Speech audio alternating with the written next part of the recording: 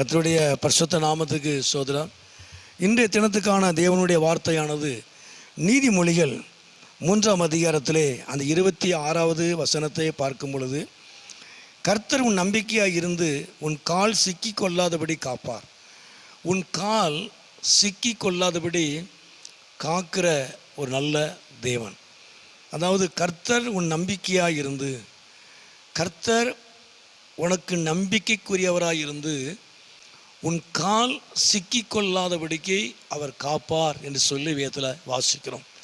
இந்த நாட்களிலே சத்துரு வைக்கிற எல்லா விதமான கண்ணிகளுக்கும் நம்முடைய கால் சிக்கி கொள்ளாதபடிக்கு தேவன், நம்பிக்கையின் தேவன், நம்பிக்கைக்குரிய தேவன், அவர் நம்மை காக்கிற, உங்களை காக்கிற ஒரு நல்ல தேவன்.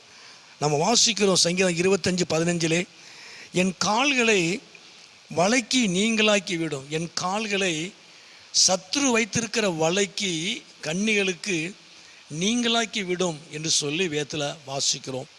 இந்த பூமியிலே பிசாசு நம்ம எதையாவது, உங்களை எதிலையாவது சிக்க வைக்கணும் அப்படிங்கிற ஒரு நோக்கத்தோடு அவன் சுற்றி திரிகிற ஒரு ஒரு ஒரு பிசாசாக இருக்கிறான்.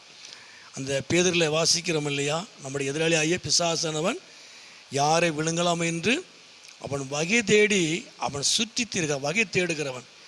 எப்படியாவது உங்களை சிக்க வைக்கணும், எப்படியாவது உங்களை சிக்க வச்சிடணும்னு சொல்லி அவன் வகை தேடிக்கொண்டு அவன் கண்ணிகளை, வலையை வைத்திருக்கிறான்.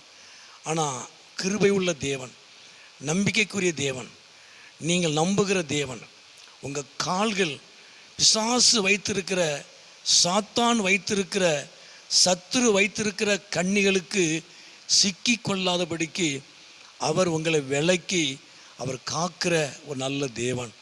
ஆண்டவர் தாமே இந்த நாட்களில் அவர் உங்களுக்கு நம்பிக்கைக்குரிய தேவன். இந்த நாட்களில் கர்த்தரை நம்புங்க.